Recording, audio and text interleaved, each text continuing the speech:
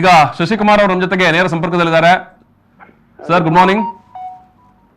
Sir good morning. ಹೇಳಿ. Sir, ಈಗ ಮಹಿಳಾ ಸುರಕ್ಷತೆಗಾಗಿ ಒಂದು ದಿನ ಈ ಒಂದು ನಿಮ್ಮ ಏನು ಯೋಜನೆ ಇದೆ, ಇದು ಅತ್ಯಂತ ಅಭಿನಂದನೀಯವಾದಂತ ಯೋಜನೆ. ನೀವು ನಿನ್ನೆ ಮಾತನಾಡಿದ ವಿಚಾರವನ್ನು ಕೂಡ ನಾವು ಈಗಾಗಲೇ ಇಲ್ಲಿ ಟೆಲಿಕಾಸ್ಟ್ ಮಾಡಿದೆವು.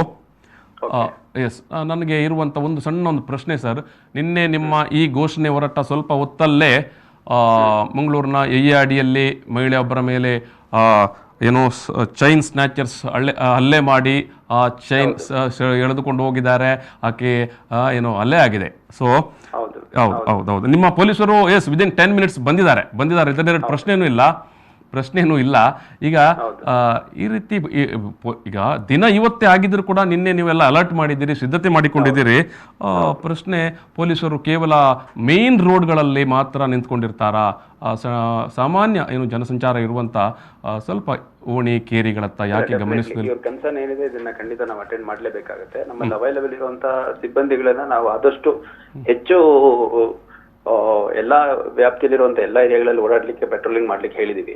ಈವ್ನಿಂಗ್ ಟೈಮ್ ಅಲ್ಲಿ ಪರ್ಟಿಕ್ಯುಲರ್ಲಿ ಆಫ್ಟರ್ 5-6 o'clock ಟಿಲ್ ಒಂದು 10 ಗಂಟೆವರೆಗೂ ಎಲ್ಲಿ ಫ್ಯಾಮಿಲಿಯವರು, ಕುಟುಂಬ ಸದಸ್ಯರು, ಕೆಲ್ಸಕ್ಕೆ ಹೋಗಿರೋರು ಅವರೆಲ್ಲ ವಾಪಸ್ ಬರುವಂತ ಸಂದರ್ಭದಲ್ಲಿ, ಮನೆಗೆ ಹೋಗುವಂತ ಸಂದರ್ಭದಲ್ಲೆಲ್ಲ ವಿಸಿಬಲ್ ಆಗಿ ನಮ್ಮ ಪೊಲೀಸಿಂಗ್ ಮಾಡ್ಬೇಕು ಅನ್ನೋದು ಕೂಡ ಹೇಳಿದೀವಿ. ಅಷ್ಟಾಗಿಯೂ ಕೂಡ ನಿನ್ನೆ 1-2 ಕಡೆ ಈ ತರ ಇನ್ಸಿಡೆಂಟ್ ಆಗಿದೆ. ಬಟ್ ಅದನ್ನ ಆದಷ್ಟು ಬೇಗ ಪತ್ತೆ ಮಾಡ್ತೀವಿ. ಮತ್ತೆ ತಾವು ಕೂಡ ಗಮನ ಹರಿಸಬೇಕು. ಯಾಕಂದ್ರೆ ಲಾಸ್ಟ್ 7-8 ತಿಂಗಳಲ್ಲಿ ಬಹಳ ಅಫೆನ್ಸ್ಗಳು ಆಗಿಲ್ಲ. ನಿನ್ನೆ ಆಸ್ ಎ ಕೋಇನ್ಸಿಡೆನ್ಸ್ ಆಗಿದೆ. ಬಟ್ ಅದನ್ನ ಆದಷ್ಟು ಬೇಗ ಪತ್ತೆ ಮಾಡ್ಬಿಟ್ಟು ಅವ್ರು ಯಾರು ವಿಕ್ಟಿಮ್ಸ್ ಇದ್ದಾರೆ ಅವ್ರಿಗೆ ನ್ಯಾಯ ಒದಗಿಸುವಂತ ಕೆಲಸ ಮಾಡ್ತೀವಿ.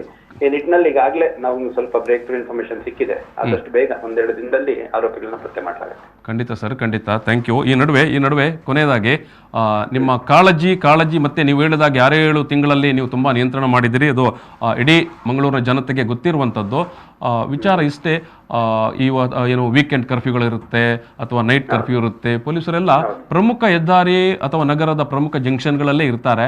ಒಂದಷ್ಟು ಒಳ ರಸ್ತೆಗಳತ್ತ ಎಲ್ಲ ಸ್ವಲ್ಪ ಗಮನ ಹರಿಸಬೇಕು ಅನ್ನೋದು ಖಂಡಿತ ಹರಿಸಲಾಗುತ್ತೆ.